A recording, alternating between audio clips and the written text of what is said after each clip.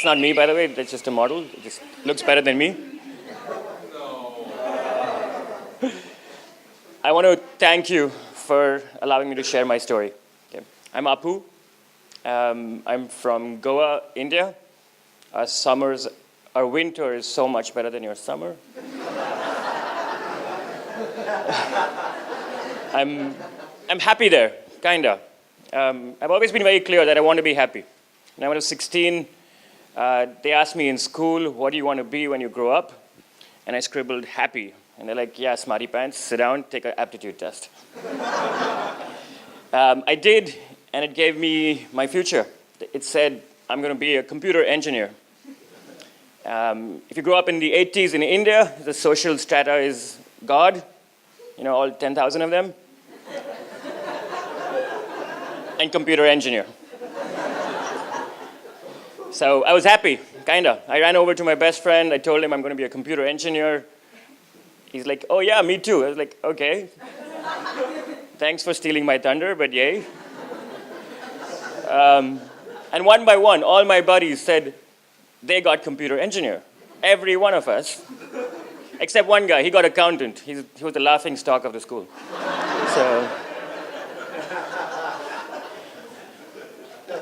Anyway, so I fulfilled my destiny. I became a computer engineer. I went to the US, studied there in Austin, moved to San Francisco, a beautiful city, had a view of the Golden Gate Bridge, worked in dot-coms, worked in big banks, worked at Goldman, got tired of having a great life, so I moved to New York, and actually had a better life. I enjoyed it. Had a good job there as well, and good food, good wine, travel. I was happy, but kinda. Somebody evil planted a question in my head, what's the point? And that kind of stuck around, and I kept asking myself, what's the point? What's there beyond myself? And I got tired of listening to my own story of I.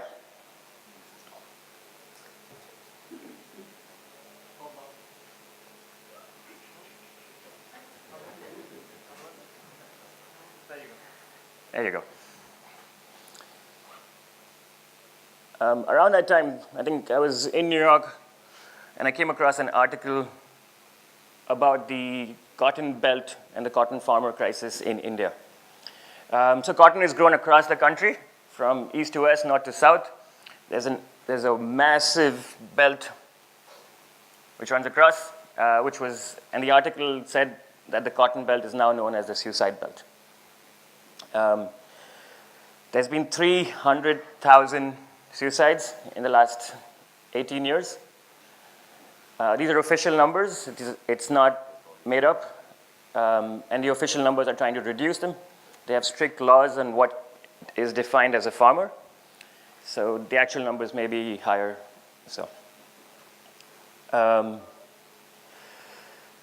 This is astonishing. And this is the average of one every half an hour. It's the largest number of suicides recorded in human history. And it was happening a train ride away from where I lived in India.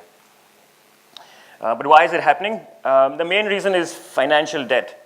Farming has changed. The input costs of farming have gone up. Everybody buys GM seeds, pesticides, which are really expensive, and they need to buy them over and over again.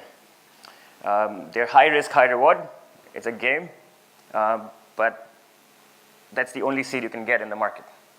So almost overnight, in a year or so, 97% of Indian cotton has switched to the new conventional seed, which is GM seeds and a higher input cost.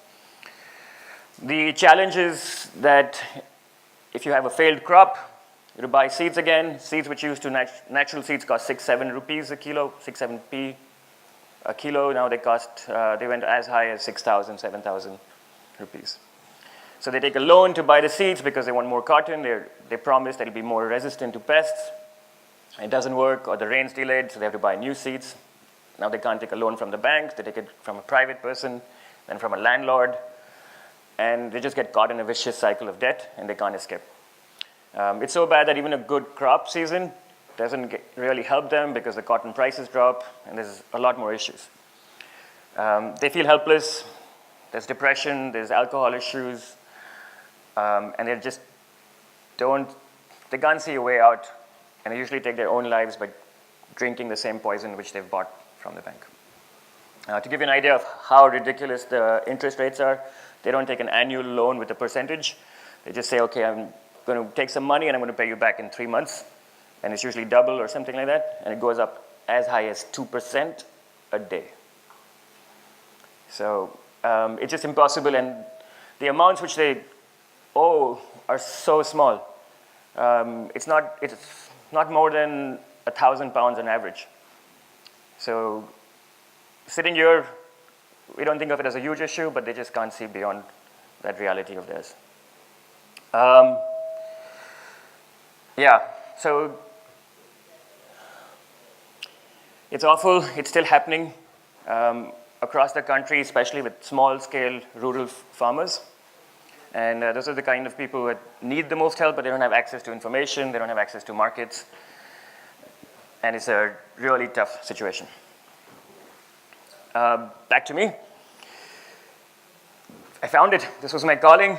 I was happy again. I had purpose. So overnight, I packed my bags. I moved back to India and worked on the farms. Yeah, not quite. Shoot, this is pretty bad. It says 4 years.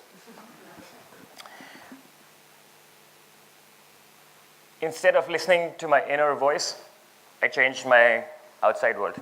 I moved from New York to Sydney, moved to Bondi Beach. It was fantastic, great weather, surf, everything. I had a great job, and surely I was happy then, right?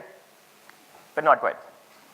I kept thinking about the issue of the farmers. I had a small phone for 4 years, and we didn't have iPhones back then. So I'd make a business plan in taking the notes in there. And you have to press the letter 3 times to get one alphabet. Yeah, it took a while to write that business plan.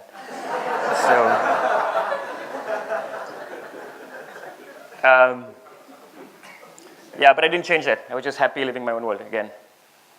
Then I went to a flea market. I found this amazing book. It said, "What are you waiting for?" Changed my life. No, not really. I'm an amazing procrastinator. I haven't read the book yet. I did buy it, yeah. True story. I don't know what I'm waiting for. It's still sitting on my shelf.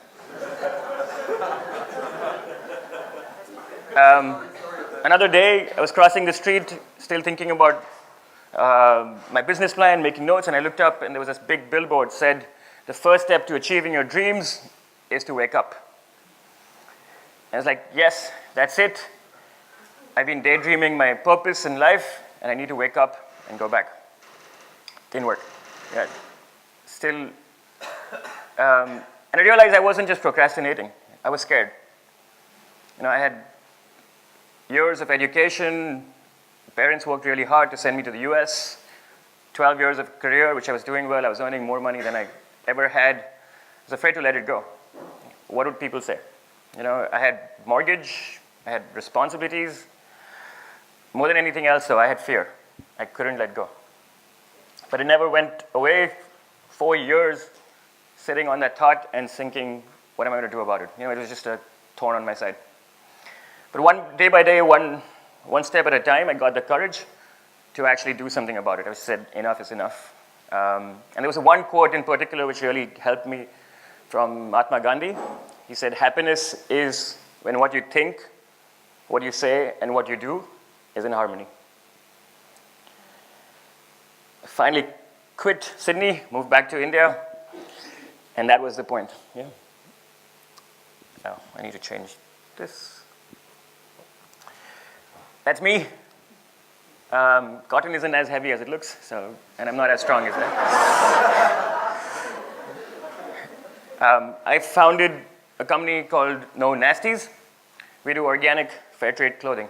So we're India's first fairtrade brand, and the idea is to create more awareness with consumers about the farmer crisis, but also not just preach, but actually offer an alternative and a way to get involved. So we do that by way of our clothing. We make simple, casual, affordable clothes. All the happy startup t-shirts that you see around are from No Nasties. The shirt is No Nasties. I took my jacket off even though it's cold.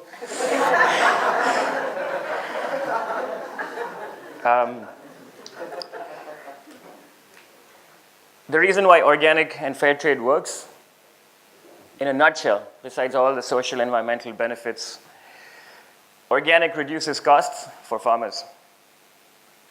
They can use seeds again. They use natural pesticides, which are usually homegrown. Cows are good for fertilizer. And fair trade increases their revenue. It increases not only just the commodity price, but we also pay a community premium.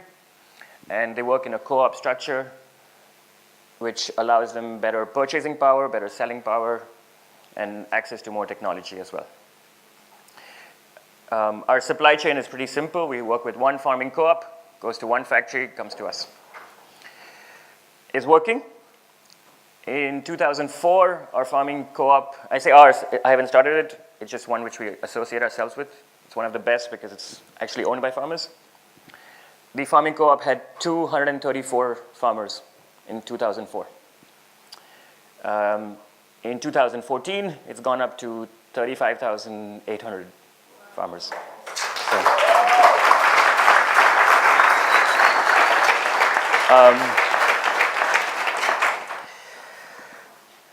So check us out. It's www.nonasties.in. We ship globally. More than anything else, the reason I wanted to do this was I wanted to find a way to get involved. How do I support the farmers? It doesn't make sense for me to go farming or to get involved there. Those guys know what to do. What they need is somebody to support by purchasing their cotton. You know, you say, teach a man to fish, but you need somebody to buy the fish as well. Yeah. And it was shocking for me that growing up in India, I didn't know about this. My parents didn't know about this. My friends didn't know about this. There's more awareness about fair trade and organic in the UK than it is in India. We have 99 million problems, and this is one more, yeah? So, but it's a huge issue. It does get coverage in the press, but not enough. And a crisis this big needs to be tackled at a much larger scale, and it's not happening. So I feel small doing this, but it's a start. We were the first ones. There's a lot more fair trade brands. A big part of what we do is we say we like to be a lighthouse to guide other brands to switch over to organic fair trade. We share all our supply chain information. It's all on the website.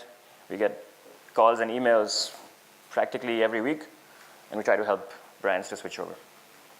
There's a couple of people in the Happy Startup community who've asked for the same thing as well on Facebook. If any of you want to know more as well, we're happy to do it. Besides No Nasties, we also have a non-profit project called Once Upon a Doug. It's a cloud-shaped bracelet with a silver lining. In the local language, a cloud is called Doug, and Doug became Doug, because none of you can say Doug, right? Maybe you.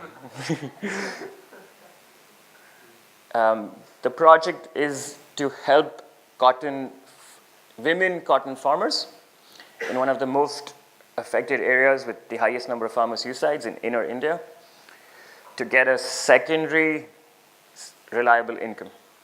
We give them a fixed amount of money every month to make these clouds, which we then sell and distribute around UK and India.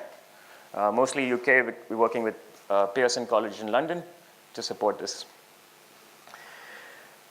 They hand make them in their spare time. It's all recycled material. It's a fantastic project. So if you have a place where we can distribute it, maybe running a happy, sustainable store in Brighton, yeah, we'd love to talk to you. It is a beautiful project. The big reason why we wanted to give them sustainable income is that they make hard choices if they don't know how much money they have at the end of the day. A couple of the biggest challenges they have is finding funds to send their daughters to school. They'll send their sons, but they won't send their daughters. They won't go for essential healthcare services because they need money for other things. I can honestly say, after having been there in that rural area, that as inspiring as all of you are, these women are the most inspiring people I've met. They run families, they farm, some of them run 6 businesses, and they don't do this to make wealth or to collect wealth, but just to sustain themselves. And we're talking about amounts as much, we pay the women 30 pounds a month, and that's plenty. So it's not a huge project. We work with only 10 women. The organization has 4,500 women that we can tap into, but we just need to make sure it's sustainable for us as well. So it's awesome. I run 2 awesome companies. The idea with both is to connect consumers to producers.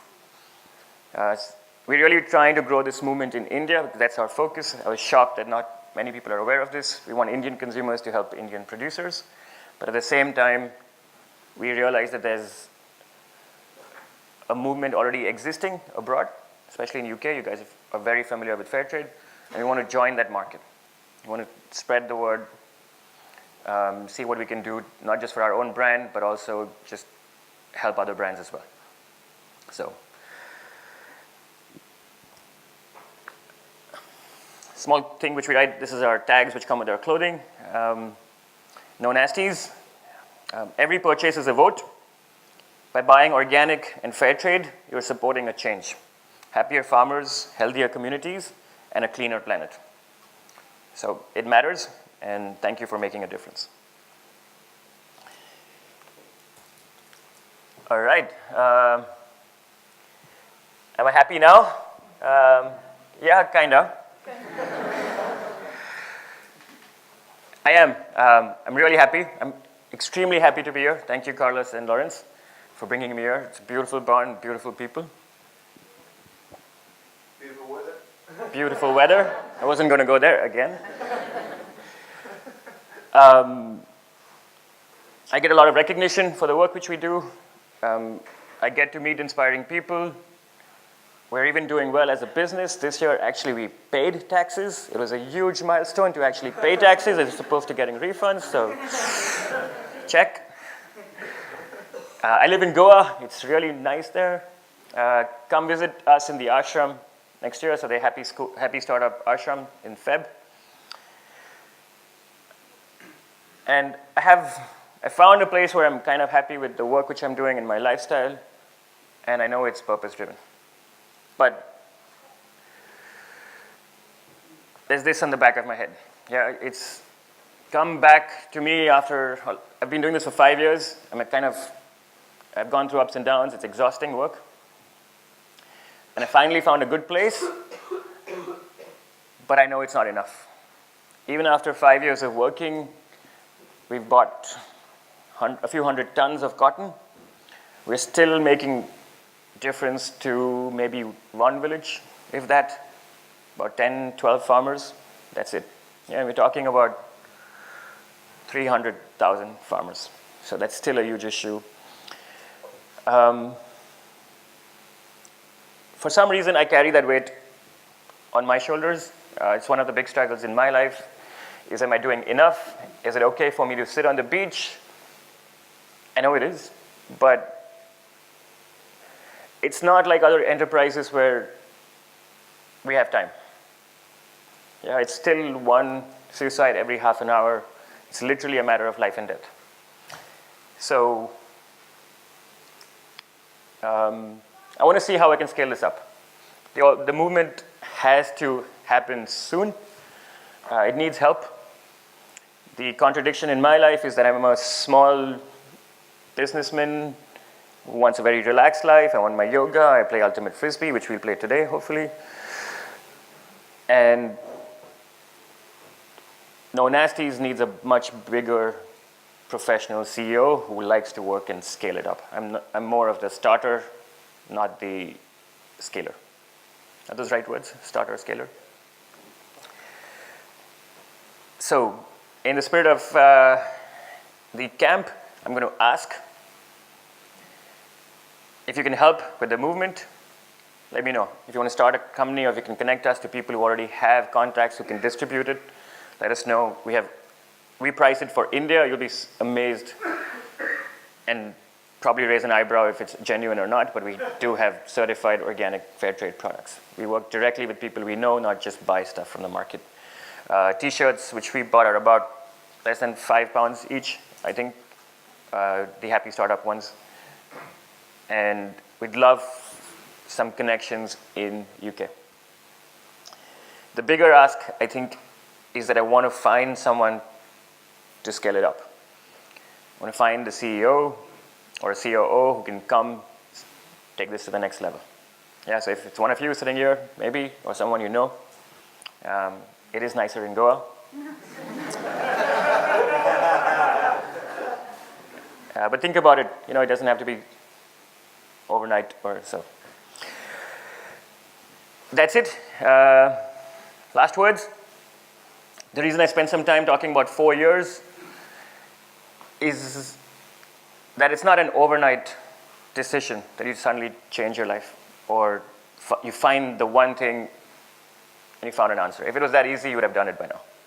It takes a lot of courage. It takes a lot of time to keep going and finding that.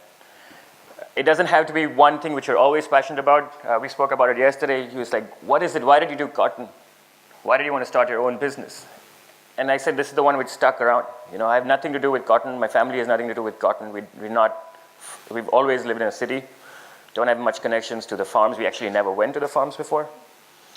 I've never wanted to start a business. I actually had decided not to start a business, but here I am. So you don't know where it's going to go. A lot of us try to find that one thing, or the perfect person, the perfect moment, the perfect time. I don't think it has to be that way. I spoke to Jack yesterday, asked him how long it took for him to switch from Brighton to the Alps, and it wasn't an overnight decision. But once you decide, then it happens. But it takes a while. So that's it. I think I'm out of time. I have 2 minutes more, and I have a special performance by the amazing Jack.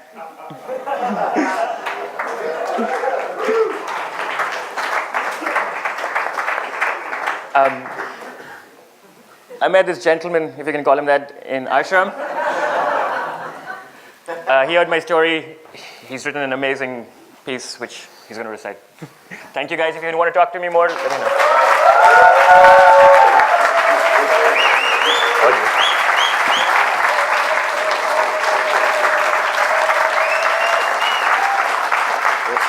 Thank you.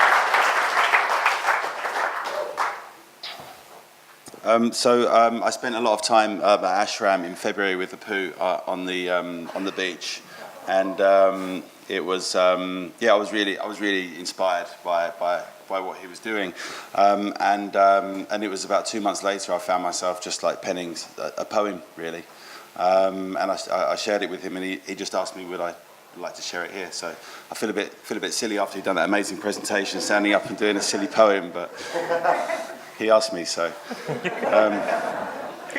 But it was so shocking to me.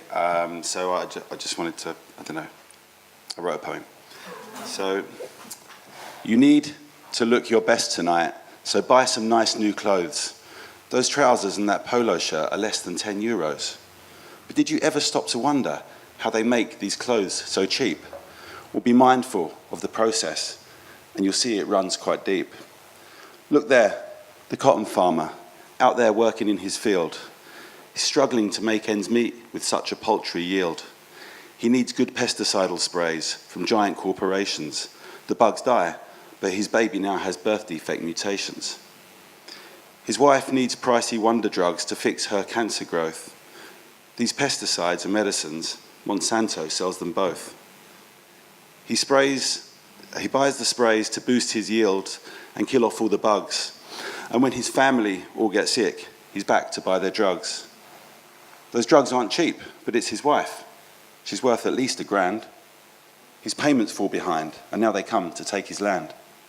He takes one final look around the place where he grew up, then pours himself some pesticide and swallows from the cup. The biggest spate of suicides the world has ever known. But wait, the Tinder icon just went beep on your iPhone. You take a shower, cleanly shave, fresh mint upon your breath, slip into your new outfit and complete the circle of death.